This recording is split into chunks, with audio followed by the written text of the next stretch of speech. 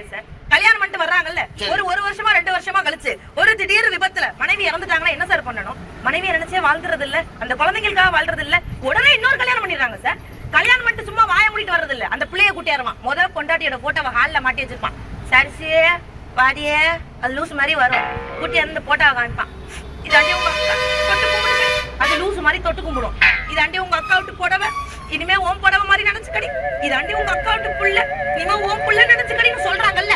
ஒரு உதாரணத்துக்கு கல்யாணம் பண்ணி 2 வருஷத்துல புருஷன் போய் சேர்ந்துட்டான். சரி, பொண்டாட்டி இன்னொரு கல்யாணம் பண்ணிட்டு வராடே குப்புசாமி பா, இதான் நொண்ணே, நொண்ணனை தொட்டு கும்பிட்டுக்கடா.